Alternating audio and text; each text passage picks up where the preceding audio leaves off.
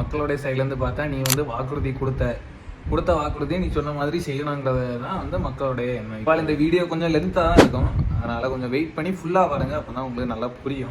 போன வீடியோலேயே சொல்லிடுவேன் ஏன் அதை பண்ண முடியலை. அதாவது விவசாயிகளிடம் சொன்ன மாதிரி 5 ஏக்கர் உள்ளே இருக்கவங்களுக்கு 100%, 5 ஏக்கர் மேலே இருக்கவங்களுக்கு வந்து 50%. ஏன் தள்ளுபடி பண்ண முடியல?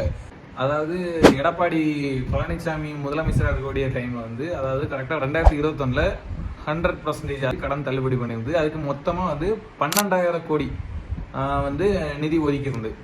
இந்த தடவை பண்ணணும்னா மொத்தத்தில் ஒரு 12,000 20,000 கோடி வரைக்கும் நிதி ஒதுக்குனாதான் முதலமைச்சர் விஜய் சொன்ன மாதிரி தள்ளுபடி பண்ண முடியும். விவசாயிகளும் தள்ளுபடி பண்ண முடியுமா முடியாதான்னு கேட்டால் கண்டிப்பாக முடியும். அது மொத்தமாக வந்து ஒரு 2 வழியில் பண்ணலாம். ஒரு வழி என்னன்னா, ஏதாவது திட்டங்கள் நடந்துட்டு இருக்கிறத வந்து ஸ்டாப் பண்ணிக்கிட்டு அதுக்குள்ள நிதியை வச்சு இதில் வச்சு அந்த மாதிரி ஒரு விதத்தில் பண்ணலாம். இன்னொரு வழி என்னன்னா, ரிசர்வ் பேங்க்ல போய் திரும்பவும் கடன் வாங்கணும். மொத்தத்தில் ஒரு 12,000 20,000 கோடி வரைக்கும் ஆகும் விவசாய கடன் தள்ளுபடி பண்ணணும்னா. ஆல்ரெடி இந்த வெள்ளை அறிக்கை விட்டதில் மொத்தமாக தமிழ்நாட்டில் வட்டி எல்லாம் சேர்த்து கடன் எல்லாம் சேர்த்து மொத்தமாக 13.18 லட்சம் கோடி இருக்கு. அதே போல ஒவ்வொரு பர்சனுக்கும் இப்போ வரைக்குமே 1,29,000 வரைக்கும் கடன் இருக்கு. ஆனால் எனக்கு தெரிஞ்ச வரைக்கும் வாக்குறுதி கொடுத்தது கண்டிப்பாக செய்யணும். ஏன்னா அதை நம்பி நிறைய மக்கள் வந்து ஓட்டு போட்டிருப்பாங்க.